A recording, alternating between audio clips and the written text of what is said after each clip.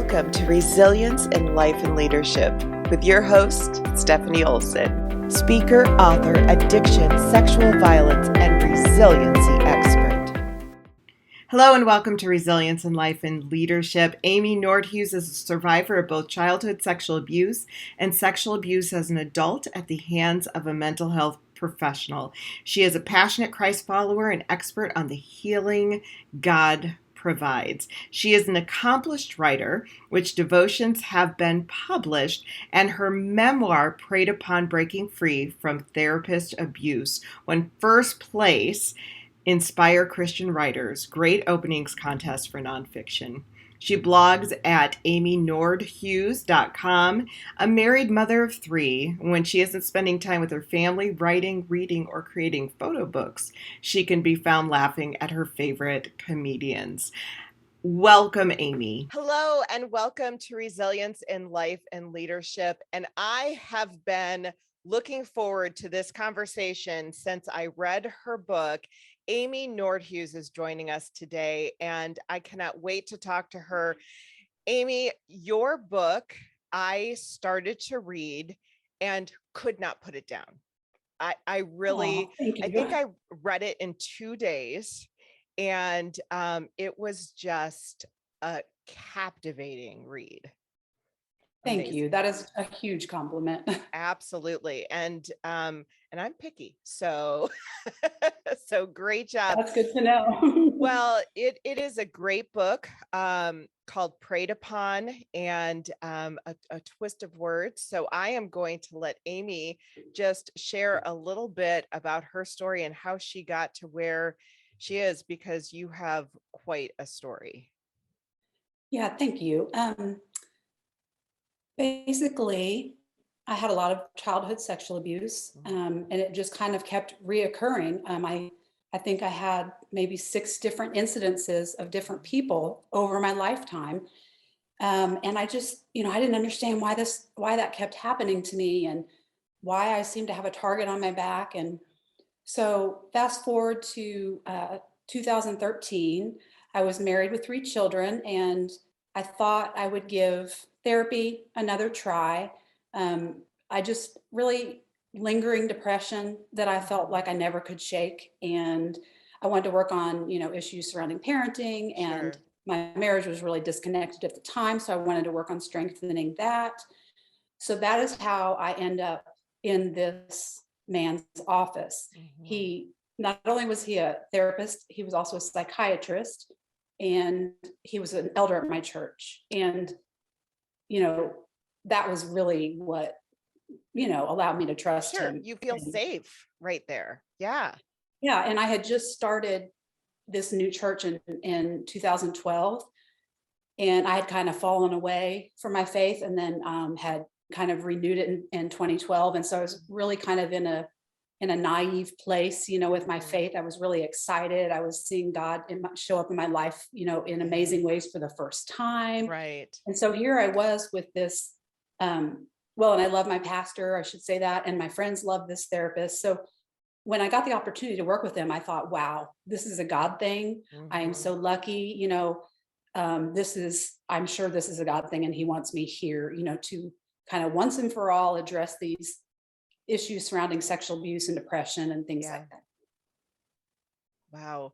So now you said that you had fallen away from your faith a little bit. What did that look like, and coming back into faith? Because that's when we get further into your story and what happens, that's a pretty profound thing when we're talking about somebody who you trust, somebody who you think is safe, and somebody who you think God has led you to. Oh yeah.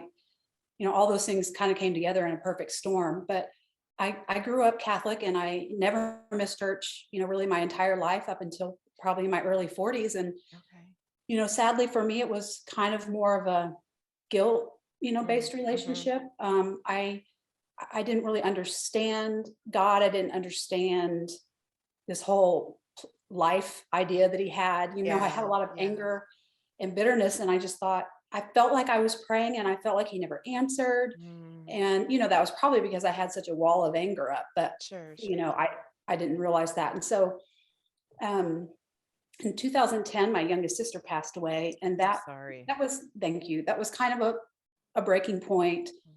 Um, and I stopped going to church. Stopped. My husband had stopped before me. He also grew up Catholic, and then we all stopped. And I just didn't know where to go or what to do, but I just Yeah, knew what I was doing wasn't working. right. So in 2012, I found Celebrate Recovery. Have you heard of Mhm. that? I actually was a part of Celebrate Recovery for a Yeah. while. Yeah. So it can do really good healing. And Yeah. so and I And just maybe say, explain Celebrate Recovery for anybody who hasn't been a part of yeah, and it's that. a great resource. It's a Christian 12-step group for life's hurts, habits, and hangups. So, Mhm. you don't have to be an alcoholic. You don't, you can go for relationship issues or, anything. And so I started attending that, and I did a step study through them. And that's really where I kind of maybe worked through my issues with God and my anger towards God, Yeah. and allowed him, I think that then allowed him to come in. And so that's why I say, my faith was really on fire at this time. Yeah. And you know how you get kind of like a childlike You do. naiveness. You're like, oh, that's a God thing, and that's a God, Yeah. you see Yeah. it everywhere. And it's sad because he took advantage of that. But Right. um yeah. Right.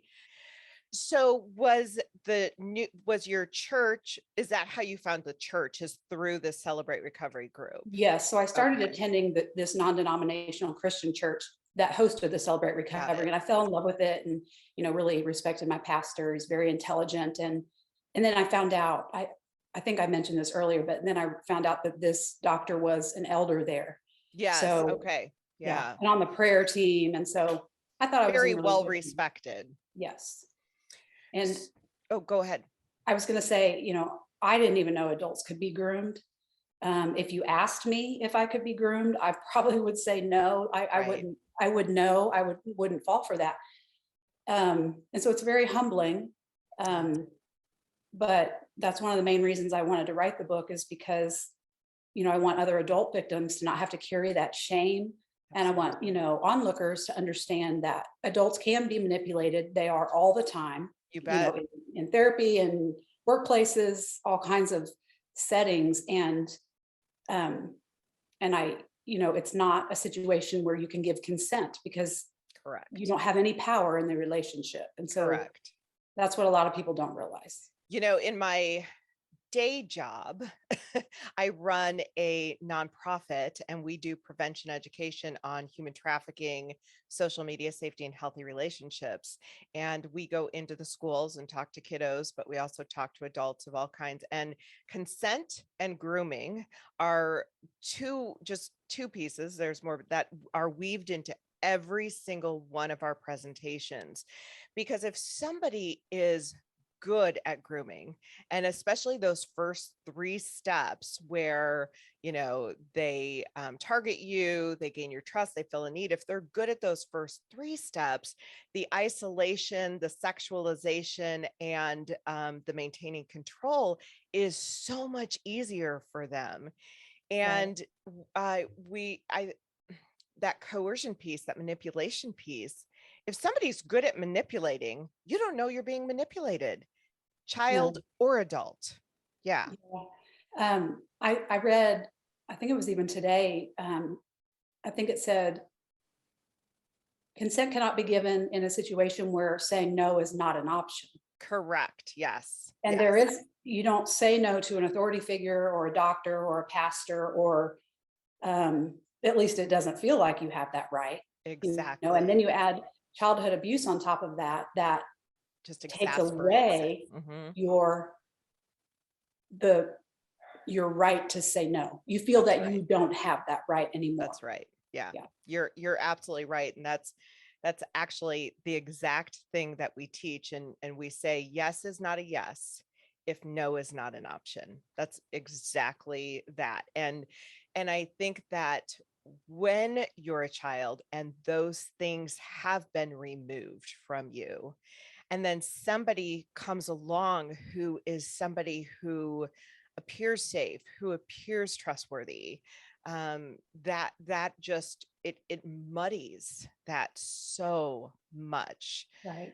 Yeah. Okay. So you found him, you made an appointment, and then what happens? So I start seeing him in April of 2013, and I see him once a week. He started the sessions with prayer, which I thought was really Yeah. cool. And he took a very unique, kind of odd approach to therapy, where he kept it more in the spiritual realm. And, I was open to that because I had grown up hearing a lot of talk of evil spirits causing different things, Sure. causing drug addiction or causing depression. And so he suggested that that was the reason that I had depression. Um, so it was a lot to swallow. I'm not going to lie, but I thought, Yeah. you know what, Amy, you've tried everything else. Do you have any other options? And Right. that's that inner critic that kicks in. You've been depressed and you don't know what to do. So why are you critical to this doctor that, Right. so it's like, That obviously knows more than you do. well, yeah, like Yeah. have my plans worked? No, Right. Right. So it's kind of like, just go with it and see. And, it felt like I was getting better, but I think just having someone to talk to each week and somewhere where I felt safe and I felt heard and seen, it gives you kind of a rush, and that's a Right. good thing. That's how, you're starting to get some needs met that maybe haven't been met. It was probably about 7 months maybe into it when there was like a huge red flag, and that was he offers to rub my feet or my shoulders for a Christmas present. And I just panic and I freeze, as I tend to do in these situations. So uncomfortable, so awkward, like, and I could just hear in my head, just Amy, pick one, just pick one. Like the silence is deafening, and just, and it even shocks me, and I went through it, that no thank you wasn't an option. Right. Like, why was that not an option? And it just felt like, he had done a lot to, he had groomed me enough where he seemed like a sensitive soul, and, was trying his hardest to make me feel cared about and heard and seen. So I'm, kind of looking through that lens, like he's trying to go above and beyond to make you feel right, special and cared about, because you deserve that and God wants you to have that. And it's okay. He's a grandfather, for crying out loud, which he was, and he wasn't at all like, there was, attraction wasn't even right. So my mind couldn't even fathom that. Yes. And so yeah, I think I said shoulders, and then as soon as he came over and sat by me, it felt very creepy. And I said, or feet, just to get him back. And I made myself put my feet up on the ottoman and let him give me a foot rub. And it's just, anyway, red flags continued after that, but each red flag, and I kind of show in the book the argument in my head as I'm kind of watching this in horror, and then I have another voice saying, answer him, this is uncomfortable, and you're so sensitive, and it's just feet, like what's the problem, and you worry about everything, kind of thing. And so, and afterwards, when this was all said and done, I thought to myself, one of the ways I could go easier on myself and forgive myself was the fact that in my brain, it was much more likely that it was something about me that made his offer, feel so uncomfortable. It was your fault, right? Yeah, because he wouldn't, if he's offering it, then it's a good thing. If you're uncomfortable, you have issues and you need to work through them. Absolutely. You have, you're too sensitive, you're too afraid. This isn't an abusive situation. Like, you got to calm down. He's trying to show you safe, nurturing touch. Right. These were all the things I was thinking. And, it's not that likely that he's an evil sociopath. Right. So we don't we don't know to even consider that. Right. So, yeah. And somebody who has been grooming you, because that began from the moment you sat down in his office, again, somebody who is doing that well, you've already been set up to feel guilt to say no. Right. And that's really important for people Yeah, to they won't understand. they won't make a bold move like that until they know that they have you hooked. That's You right. know, you know, they talk about mirroring, they figure out what your voids are early on, and then they mirror those back to you like a chameleon. They are Right. whatever it is that you need. Right. And then when these voids start to get filled that you don't even realize this is happening, you feel better, and Right. that lifts your spirits, and you think this is helping. Well, no, it's manipulation in progress is what it is. But yes, that's a very important point. People can look at that, what I just said, or hear it and think, well, I mean, I would never, Yeah. I would always say no to that. But Why you would don't you let understand. somebody do that? Right. Yeah, the 7 months that he put in, you know, before he could do that. Well, and I think people too need to recognize that grooming is a long process. It Yes. doesn't happen overnight. It's something that a somebody who wants to do someone harm is going to take the time to groom and groom well, because that is to their advantage. That makes you whatever they want, to really be loyal, to stick around, to that's a really important part of that. Yeah. Right. Okay. So it started with just, let me just rub your feet for a Christmas present. Then what happened next, and what was kind of the direction of where you were thinking You this is know, weird? it was uncomfortable. And then, of course, I told myself, oh, and this is true. I always used to force my sisters to rub my feet when I was a kid. And I was like, maybe I told him that. He's just trying to make me feel heard. Yeah. But eventually it was no big deal. I was like, it's not a big deal. I mean, it's my feet. He touched my socks. Like, Right. and he was still back, across from me. After the first of the year, I noticed something else. I went to his secretary with one of my statements, and I said, you guys aren't getting paid because it's the first of the year, so my insurance is only going to deductible. So y'all aren't being paid right now, where they had been being paid through insurance. And she said, oh no. And she made up some excuse, and I could see the doctor smile in the background. And again, same pit in my stomach, same nervous feeling, like I just want to pay, Right. like I don't Right. like it. And then the voices in my head are like, I make myself sound a little kooky saying the voices in my head. No, you do not. I get it. Yes. The inner voice is like, well, Yeah. Amy, okay, just think about it. I think I say in my book, like, are you going to bankrupt him? Like, he's a doctor, like, Right. and it's going to eventually, my insurance is going to start paying in a couple months. And so it's just a nice gesture. And, I had told him that I had a lot of issues surrounding feeling like a financial liability growing up.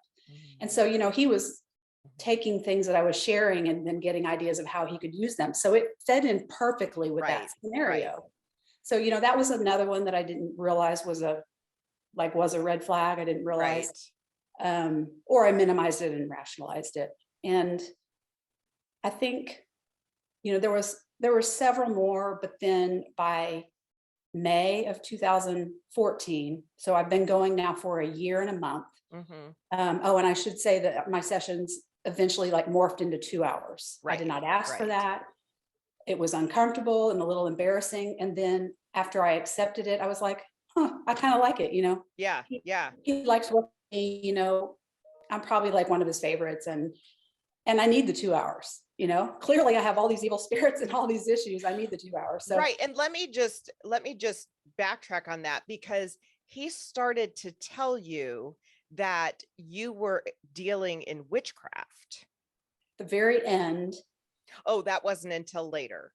Yeah. It was just praying away. It was, I must be multiple personalities, even though I said, well, how can I be when I have no awareness of that? Oh, well, part of you knows. And I'm like, okay, well, then we all could have that. Right. But again, it was spiritual. So I kind of let that slide. And I mean, I knew I didn't have that disorder, but the way he phrased it was, we were just looking for parts of me that had split off, which to me was different ages that had significant trauma. So for me, it was just picking that age. And he would pray away any evil that was there. And again, it seemed like it was working. And whenever I would think this is a joke. This is the silliest thing I've ever heard of. I would wonder if I was offending God, because it was also spiritual. Right. And I'm like, who am I criticizing here? And, he said the Holy Spirit was his boss, and everything was about, so praying away the evil, bringing Jesus into that space, and imagining some spiritual armor. This was what we did week after week after week. But for me, in a way, some of the experiences seemed like real spiritual experiences, like imagining Jesus coming to me at this broken age, of whatever it was, 7. And so it did bring some comfort and healing just in the process. But yes, at the very end, weeks before I leave, he brings up witchcraft, and I'm like, okay, I took the evil spirits, but I literally said, don't you think I would know if I attended monthly witchcraft meetings? And he says, oh, well, a part of you remembers. So, so there was a big, DID, dissociative identity disorder, that he was saying that you had multiple personalities, is what that used to be called. And so at the end, he was saying essentially, well, a portion of you knows that you are experiencing that, but not every personality knows that you're experiencing that. And if that's true, then all of us could have DID, because none of us know that we have it. Right. Was just, by then I was on my way out. So I was like, that is insane. But, I think I had one session where we did some prayer involving that. And that was one of the things that helped me get out. Yeah. Okay. So I jumped the gun then. So sorry about that. So, okay. Now you're feeling, he really starts to progress some. Yeah. And he starts to move the father-daughter relationship that we'd had this whole time. He starts to move it into the romantic, which was super awkward and uncomfortable. And it just began this kind of frantic prayer on my part of like, God, are you trying to tell me to get out, or is Satan trying to take away something good that you gave me? Yes. And I knew that God didn't want me in an emotional affair with this man, but we weren't really doing anything, and I wasn't in an emotional affair. I just knew the doctor was at times crossing that line, and I thought, well, if I tell him how much it's hurting me and stressing me, he'll stop, and then it'll be safe and good again. But that's how it kind of started, is he had to kind of start morphing into that direction. And then it was in May, a year and a month out, that he just blatantly assaults me. I know it's wrong. There's no confusion. I just start crying and saying, I can't survive this. I can't believe. I mean, it was this, like, I think I say in my book, it was just like TV static. Everything was flooding in from all the abusers in my life were flooding in. And I cannot believe that you, this safe grandfatherly angel that God sent me, just did to me what you're supposedly trying to help me heal from. Like, I couldn't even believe it.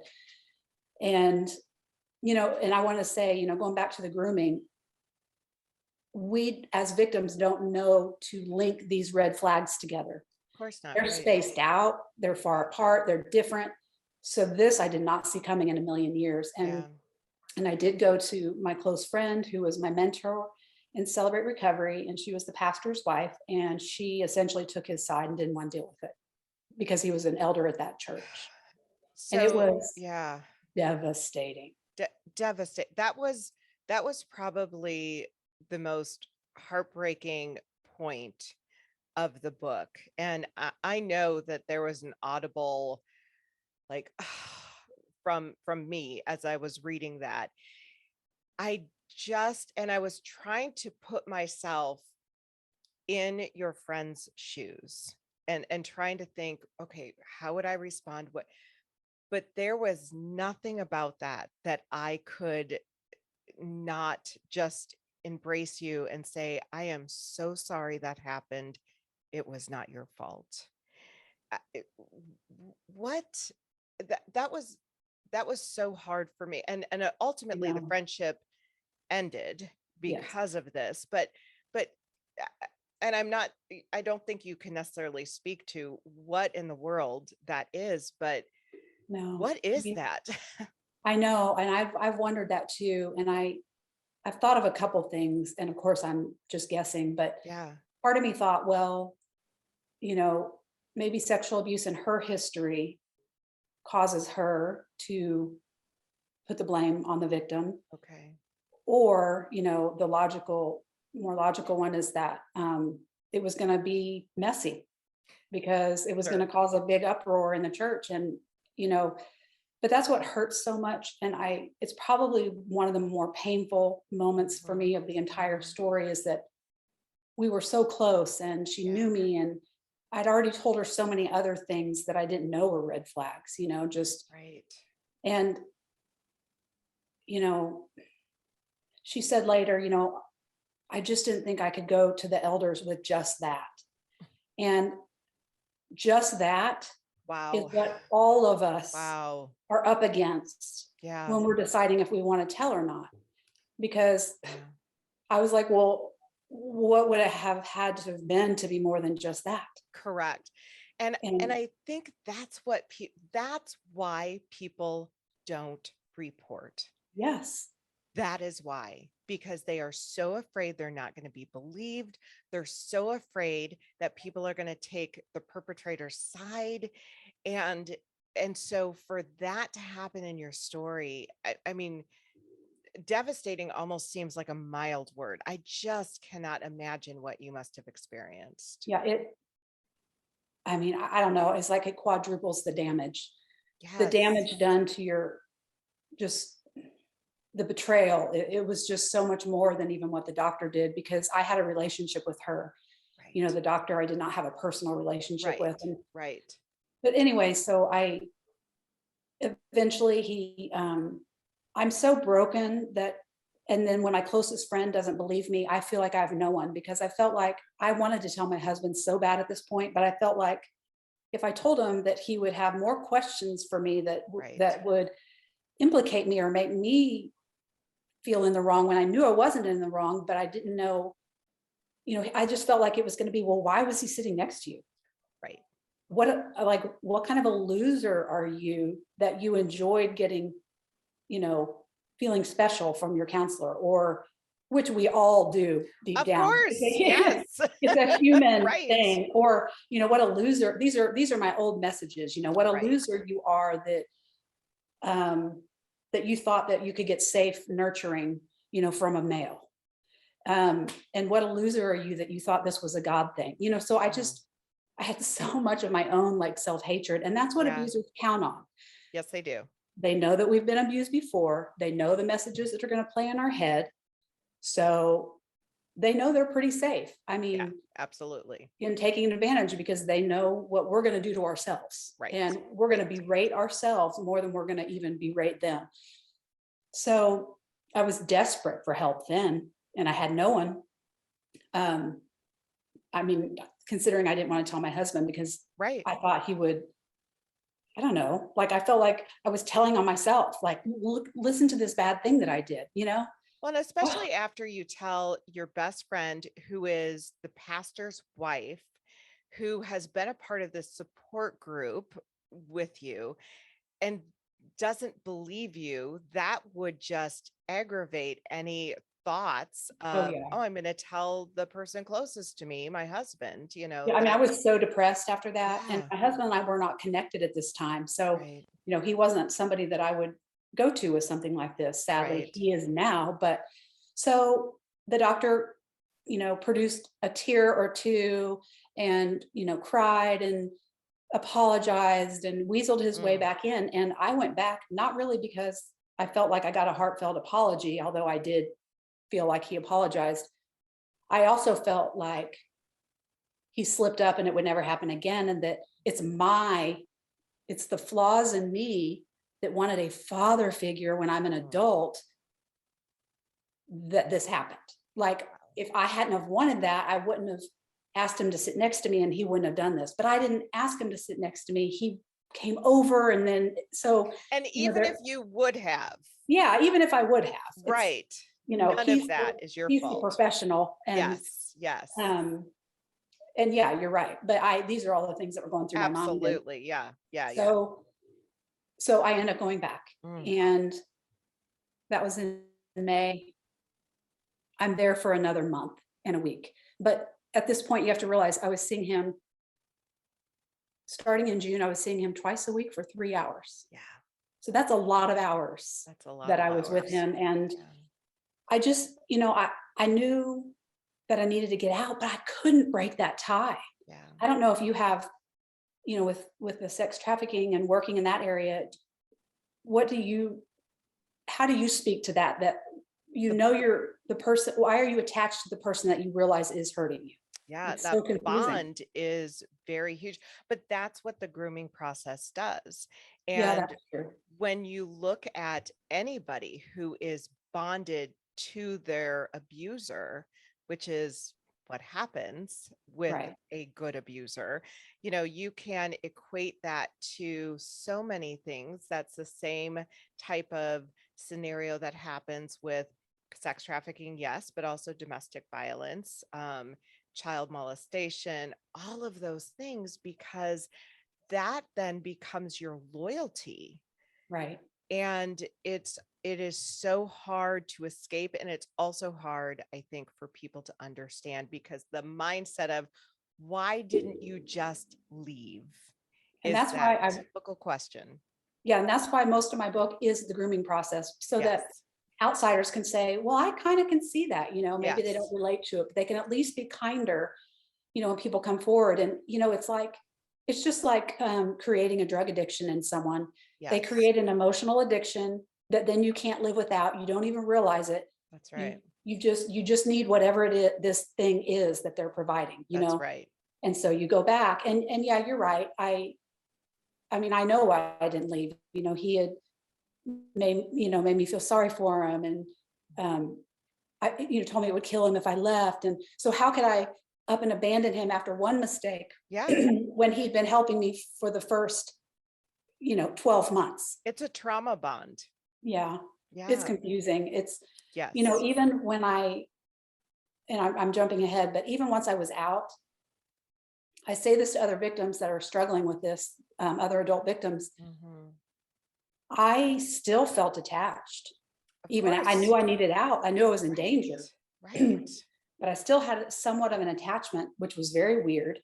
And I remember thinking, if I ever saw him in public, part of me wanted to punch him in the face, and part of me wanted to hug him and Mhm. just be like, please, God, help me. I've been through this terrible thing. So yes, it is very confusing. And it took, Yeah. so, and there were, just like the grooming had so many layers, the detachment process had layers. Yes. Yes. And I had to be patient with myself and allow that to, to Absolutely. fully fade Well, away. he created something, and when we think about bonds, when somebody fills a need of yours that seemingly no one else in your life is filling, that bond is so strong. And when you think about, glue, I mean, it is very much a trauma bond, is very much like a glue. You cannot, to separate that is painful. And although people don't understand that, it is something that is extremely painful. So trauma on top of trauma on top of trauma. Yeah. It, it helped that I was able to eventually speak with another victim and Yeah. compare stories, and even in doing that, part of me was kind of detached from it and just like, oh my Yes. gosh, I cannot believe that. And part of me felt so hurt. I'm like, so I wasn't special at all. Yes. You were Right. using the same lines on other people. Like, it was like that was still surprising, because Yes. that is how strong that bond is, and that attachment. And that's why they groom for, some years or sometimes before they make a move. Absolutely. And they also have to groom everyone around them. And he had Correct. done a good enough job that people did not, suspect it at all. So Oh, it is horrifying. Now, he was also married. yeah. And so talk about when this kind of blew up, because it finally did, that it all Right. came out. Yeah. I wanted to leave and never tell a soul, which I kind of chuckle about now because I have written a book. Yes, right. Plan A was leave and don't tell anybody and go on with your life. Plan B was, okay, I cannot leave. Somebody's got to help me, like just sit with me for one of my sessions so I don't cave. Yeah. So I end up going back to my pastor's wife because she's the only other one I know to tell. And her husband walks through the room, the pastor, and I told him everything as soon as I was done telling her. And he, kind of said, what do you need from us? And, he seemed like he believed me. I'm sure he was in shock. And I said, I just need someone to sit with me, And so I had a session the next day. Lori sat with me for those 3 hours. He showed up, my pastor showed up towards the end of that. And sure enough, the doctor called like 9 times and I felt myself wanting to cave. He sounded really sad and thought, well, you have 1 hour left of your appointment if you just want to talk on the phone. And anyway, so needless to say, she was there to make sure I didn't do that. But that's exactly why I needed somebody. And right. I just feel like these kind of situations, I don't know how anybody gets out alone. No, right. Or they do, but they go back. I mean, somebody right. really, and so I That's knew true. when that 3 hour time slot was over that I wouldn't go back. Yeah. I was still attached and I felt like guilty for turning him in. And I felt like, would he kill himself? And have I devastated him? I felt all the emotions, but you're at least thinking about him the entire time. Yeah. Yeah. Yes. And at least I knew I was not going to go back. It was kind of like the first tie was broken. So, I had a pre-planned vacation a week later that I went on with a friend, and I kind of I just was processing and realizing, oh my gosh, I think I was being groomed. And I think that I think, well, I went back to this event, then, then it started here. And eventually I realized it starts on day one. And my friend is a mandated reporter and told me she was going to report. And I was like, I don't want you to report. I don't want anyone to know. Like my husband will find out, like the whole town will find out, and I'll be mocked and judged. And so anyway, she eventually, because you finally found somebody who did believe you and responded in a way that was appropriate. Yes. And said, absolutely, he will be reported. Right. And, so that's kind of how I left that trip. And she did make a complaint. And then, it was months later, I felt like I had the strength to make a complaint myself. And as it turned out, they called me like the very next day, which was good because I was like, I don't even know how to tell this story. Yeah. It's like a little box that says in 1,000 words or less, tell what happened. Right. And I was like, no, maybe I won't report. Anyway, I knew she had, so they called me, and it was a very good process. And I had already told my husband everything because I felt like it was the right thing to do. Yeah. That was horrible. And he had to process through, was this an affair? And he eventually obviously came to terms with, no, that is absolutely not something I would ever do. And not consensual. No. And so, our healing process kind of began. It was like we had to start over from ground zero, but God, used this to rebuild our relationship into something that was stronger than it was before. It's amazing. And that's one of the greatest blessings of this whole thing. But after the medical board process started, somebody had gone to the local newspaper. It was on the front page. I did not go to the paper. So I knew somebody else was angry. Right. The doctor and his wife lived a block away from me. He pretended to retire and moved away.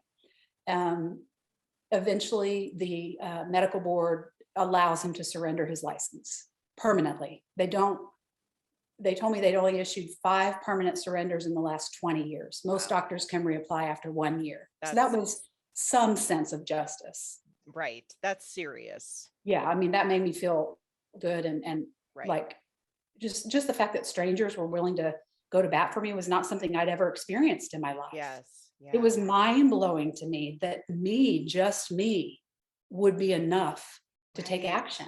Yeah. I mean, it's sad, but it's true. Right. And, because I haven't learned of the other victim yet, but eventually she came forward and we connected.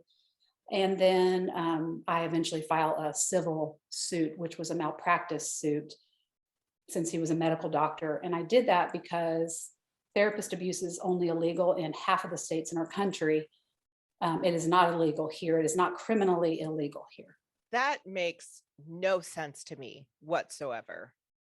I know, because I think, and I've been taken advantage of by a physician in a doctor's office before. I was in my early 20s, but usually there's nurses Yeah, sometimes in the yeah, room, or I think they're supposed to be. When you go right. into a therapist office, it's just, Yep. Just it's you and the just you therapist. guys. Yeah. And, what's really sad is that, he threatened other victims with, well, once you become a psychiatric patient, nobody's going to believe you. Mm, So you're really a sitting duck. And that's right. why I really want to fight for legislation on that, because they can say you're mentally ill. In fact, he Right. did. He initially told some of his friends that I was delusional and I imagined all of that. Wow. And it just, Wow. but you have little to stand on when it's a Yes. doctor and you're the one that sought counseling. So you can see the inherent Correct. dangers there. But Absolutely. Well, and what your book is so courageous, and what you went through is absolutely horrific. But what you're doing today through this is making a difference for anybody who has experienced any type of abuse. And yes, definitely abuse with a therapist, but there's so much more to this story that yeah, is just such a blessing to others. thank you. And one of the things that is we tell people all the time is tell somebody until they believe you. And that's not an easy thing to do. So when I look at, I mean, truly brave, courageous thing that you went through, and you have followed through in this way. And I'm just, your story is truly inspirational, Amy. Thank I you. just And I love that you say that to your victims too, because, or those you're trying to educate, because right. that is one of the hugest things that I've learned is you have to keep telling. Yeah, But and not let the first rejection to devastate you like it did me, because then what did I do? Retreated back to the abuser, of course. and you just, yeah, and prepare that there's going to be rejections, because, Right.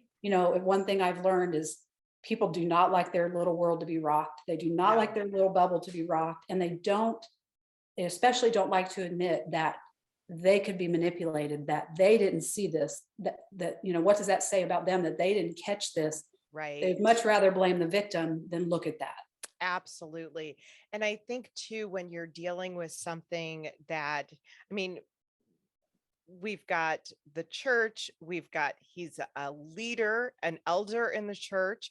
We've got, I mean, there's so much to the story that really it's people want to shove things under the rug, and we're just going to pretend that did not happen, because it is first of all, I think a lot of us have, and I'm not really sure I put myself in this category, but a lot of people have a hard time imagining that something like this could even happen, that there Yeah. are people this evil. And I'll call it what it is. It's evil. I'd only seen it on TV. Right. I'd never met anyone. It is mind blowing. And that is what I had to realize to be able to leave. I needed to know 100%. I needed to see the evil and see the cruelty, because otherwise then he's playing on my emotions and my empathy and my guilt. Exactly. When I saw absolute coldness and evil in his eyes, then, I was able to accept it, but it's shocking. I didn't, because I've never seen that before in my life. Right. Right. And it's like you said, you can't even really believe it, even as you're seeing it. Yeah. Yeah. It's it truly is it, that type of abuse is absolutely insidious, and it I mean, to say it's unsettling is um not speaking strongly enough. Yeah. So talk to me a little bit about your faith journey in this, because I would think that, you were so excited to be a part of that church. This is God. God is putting this in your path. He's bringing you healing. This is something so exciting. And then boom, I mean, talk about the Right. rug being pulled out from under your feet. And yet, and not that you weren't angry, not that you weren't, what in the world, but it, it really did cause you to turn back to God instead of away. Yes. And people ask me, how did you do that? And the only answer I have for that is that I spent so much of my life distant, shut off, shut down, angry, bitter, Yeah. resentful towards God, thinking he couldn't answer us, he couldn't interact with us.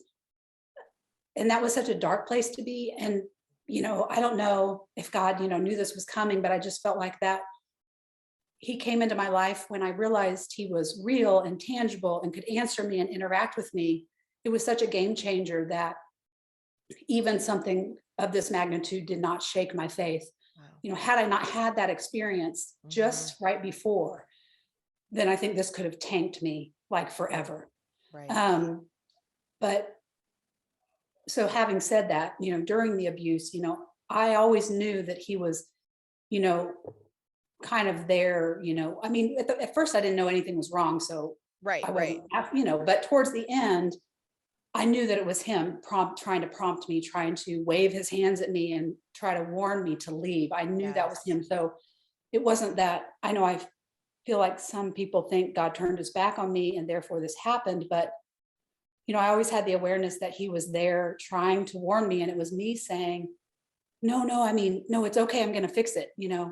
I'm going to make the doctor know he's hurting me and then he's going to stop. So it was, me kind of telling God, just give me another chance. So, Right. and that was just, I'm not saying that it's my fault that I was abused, but I'm just saying that No. I could see my role and I knew God was present. Yeah. And then, excuse me, when I got out and I went on this trip, God shows up for me in amazing ways, really powerful ways, because it was by far the lowest I have ever been in my entire life. Sure. Yeah. It didn't feel survivable. And, and I have wonderful children but a week after I got out, I didn't see how I could survive. Wow. For sure, I wasn't going to come home and tell anybody, but the shame and self-hatred were so heavy that I didn't think I could survive. And I just wanted God to take me to heaven. Yeah. And, he just showed up for me and just kind of kept me. I feel like he kept me standing on my feet. I mean, I could barely eat. I sleep. Without clinging to him, I just don't, I kind of feel like from that point until I don't know how far out, he was kind of carrying me. Yeah. And saying, no, it's okay. And just stay in today. We're just going to do today. And then when I came home, he was still kind of showing up. And I thought, oh my gosh, I didn't know you would keep, surprising me. And he's, like he had on that trip. And, and I know it was him that gave me the courage.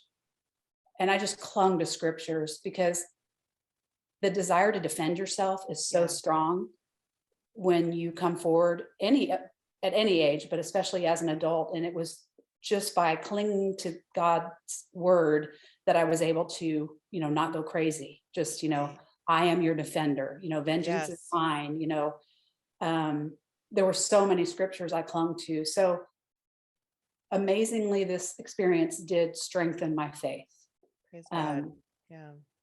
Where it would have been easy for it not to, but and the beauty of God, and this is, I think so many people will think things like, well, why would God, if God is a loving God, why do bad things happen? Those types of things. Yeah. And I think that, we do have an extremely loving God, and we are in an extremely sinful, fallen world. Yeah. And he allows things to happen, but he doesn't cause those things to happen. And even when he allows those things, he walks, and your story is such a beautiful example of just like Christ walking with you the entire time. And I think that is just such a huge part of this story. And I will tell you, when I first opened your book,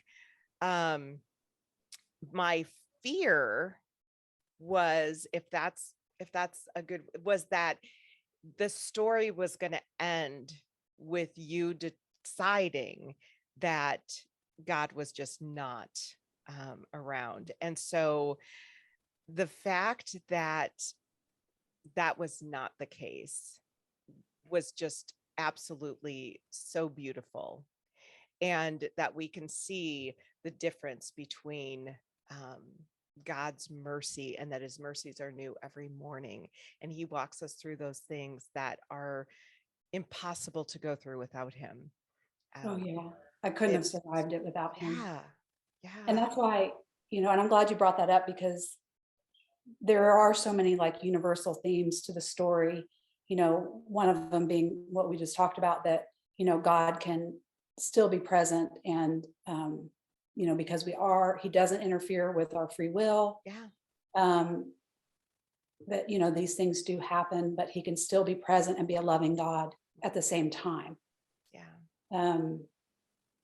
And also just the way that, the early abuse sets us up for adult abuse, Right. Is another thing that, and it doesn't have to be sexual abuse, it could be any kind of abuse that kind of shapes you, and kind of, I say it alters the trajectory of your life. Correct. We all kind of can experience that to different degrees. Yeah.